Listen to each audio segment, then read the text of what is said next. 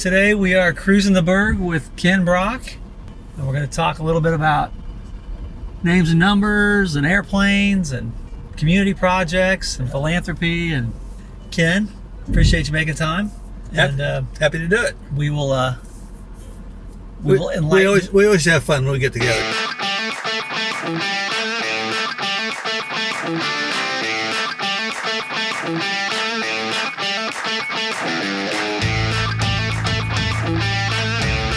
Okay, well, I grew up in Fort Scott and moved to Pittsburg in 1966 and have been here since then.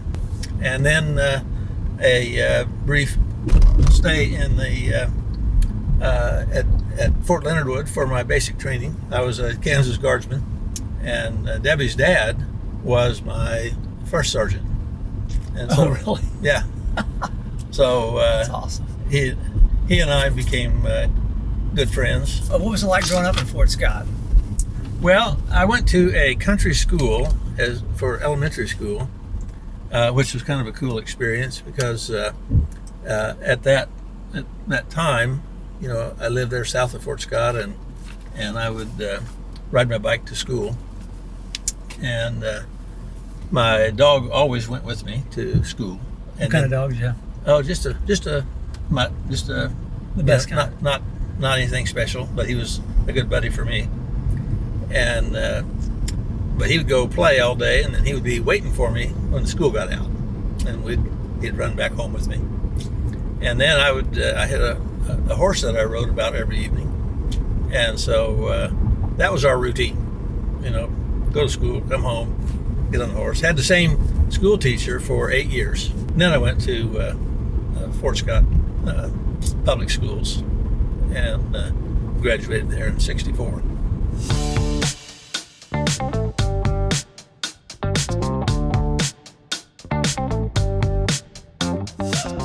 What's the transition? You're a schoolboy, and all of a sudden you're a businessman. What was the transition like? It started when I was a little boy in Hyattville, Kansas, which is just outside of Fort Scott. My parents owned a telephone company there, and they built the telephone lines and provided telephone service for the community. And then at one point there got to be enough subscribers that they needed a telephone book, and so my dad created the first telephone directory and then started doing that for other people, and he ended up with a pretty nice business making phone books for different telephone companies. I did all the sales for him, or most of them, and kind of learned how to sell, you know, working for him. And then later on, he sold the business, and I had new owners, and I got along great with them for about 30 seconds. And then I could see that my long-time future was not going to be there. So I went to Springfield to see a friend of mine that had started his own business, and thought I would go to work for him, but he was not doing that well. So long story short, I ended up buying his company. And so that was the beginning of Names and Numbers. And I moved it, the files and everything, in the trunk of my car to my house on Langdon Lane here in Pittsburg. So I cleaned the furniture out of the living room and set up an office. And that's where I operated for the next 2 or 3 years and got Names and Numbers underway.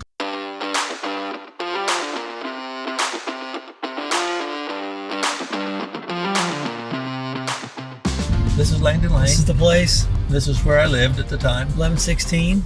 And Still standing. that inside that window right there is the living room, and that's where Names and Numbers was born. That's where it happened. Yeah. And you just literally worked. Were you one of those guys, if you were awake, you were working? Yeah, pretty much. Yeah. I hit the road that next Monday and started making sales. Building it. Yep. You know, and so we made a profit the first year, which he had not been able to do. And then we were able to make a profit every year from then on. You know, you're a pilot. When did you become a pilot? What was the driver there? Well, I always liked airplanes, even as a little boy. When I was probably 7 years old, a guy landed an airplane in a field beside the town that I was living in, Hyattville, and he had run out of gas. Emergency landing. And made an emergency landing right there. And we, all of us kids, ran out to see the airplane. And then we followed him to the gas station like he was the Pied Piper. And when he took off, and as he was just over us, he banked kind of steeply and waved at us. Well, I thought he was waving just at me. Sure. You know, and so I thought, oh man, someday I'm going to do that. And so, you know, that was kind of a fun little childhood thing but it made me kind of fall in love with airplanes. That was the hook. Yeah. And then in 1965, I got my pilot's license.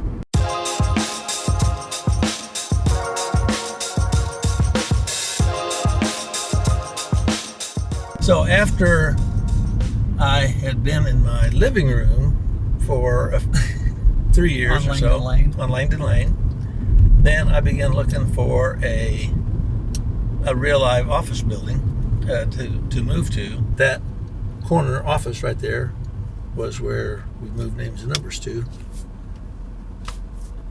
And I had a parking place back there with my name on it, which I thought was pretty cool. Well, yeah, it was. And so we lived in that building as a company for several years. So, all right, so we're going to head out to the airport. Oh, the airport has developed dramatically over the years. And, of course, it didn't happen overnight, but nonetheless, it is a tremendously more useful, more attractive airport now than it was a few years ago.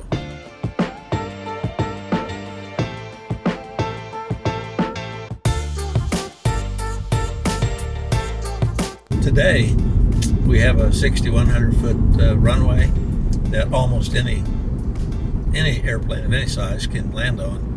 So we're able to get people in that are from larger companies. And by the way, that's how a large company arrives in Pittsburgh. You know, when a CEO of some big company wants to take a look at Pittsburgh, they fly their airplane here. And so the airport is the first part of Pittsburgh they see. I like to think of it as the front door to Pittsburgh. So you have a hangar out here, right? I do, yes. And how long has your hangar been out here? Quite a few years. Were you one of the first ones? Yeah, I originally built that little hangar over there. That was where I kept my Baron. Okay. And I still own it to this day. And there's another plane in there right now. Yeah. And then we later developed the flight department over here, and we still have 2 planes in there. And the original plane I bought in '78 was a little single-engine Piper Archer, and it's still in there to this day. And Debbie flies it now. I think I see Bill in there. Let's see if we can't get him to walk out. He's that guy. What he does for this airport. Oh yeah, he's great. What's going on, Chief? I've been busy already this morning, so. Yeah, that's. I like your car, Ken. Ken Hey, traded up his airplane. I looked out and I thought, who's them 2 guys? Yeah, I know. Looks like they're up to no good, doesn't it? You doing good? Yeah. How many years you been here? Working on 25. 25. Wow. Well, thanks. Yeah.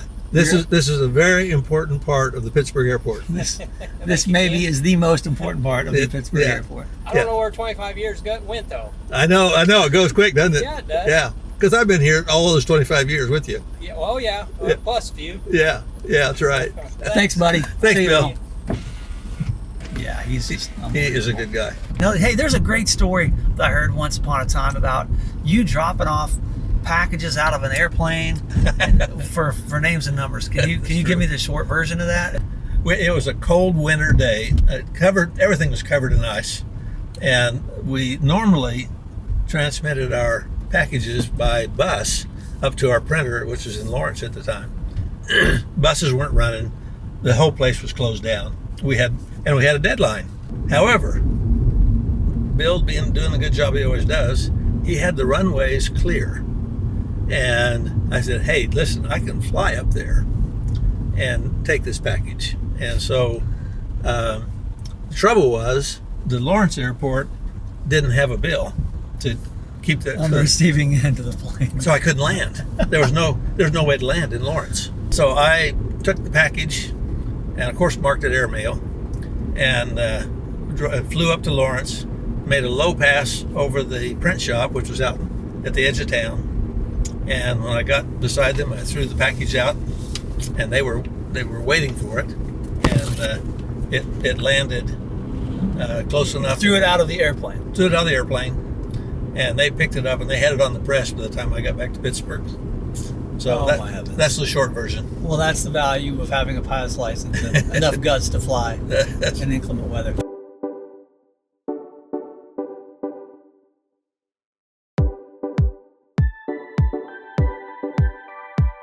So Highway 69, you've been a huge, you and Dr. Abishon were just probably the biggest advocates I can imagine over the 9 years that I've been here. We've been working on it. What's the passion and the drive and the story behind that?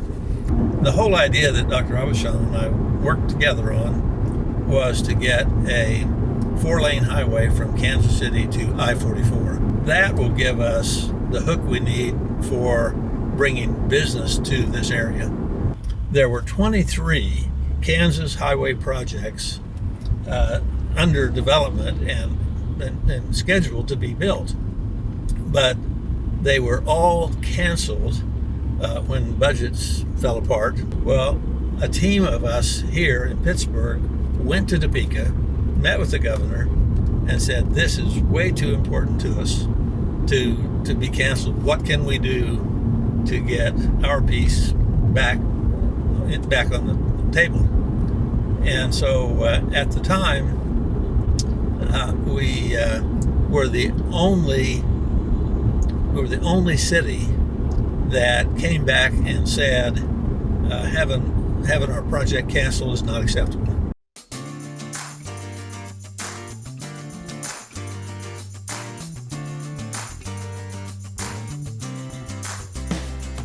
Dr. Abishon, how did you, when did you meet him? How did you get to know him? I think I met him when we were building the Veterans Memorial. He had worked on it for a number of years on the north part, and I think he was instrumental before I was a part of it, and then he encouraged me to become more of a part. On the business side, real quick, I don't want to jump away from it too much, but I think people would be interested. You know, you've been a successful businessman. What are some characteristics as somebody that's starting out in business? What are some things they should think about? What is some advice you'd give somebody that's maybe wanting to be an entrepreneur? Well, I've advocated for a number of years what I call the 3 Ps. The first one is positive attitude. Positive attitude is a skill. It's not natural for most people to be positive. And so you have to learn how to approach projects with a good positive attitude and look for possibilities. And you are the king of that. Well, you are. I think I've seen you mad twice in the 9 years I've known you. Okay. And not even that mad, but not even negative. You've always positive, and that's one of the things that people talk about. Yeah. It's important. It's an important part of being a business leader. Second P is prayer. You have to be humble enough to pray and know that there's a higher power, that you're not the power of the project. And so I consider that to be an important part. And number 3 is perseverance. To hang in there and keep going. Don't give up. Like Winston Churchill says, never, never, never give up. And so those are the 3 pillars of principle that I've tried to live by, and I think has been key to the development of our business. Wow.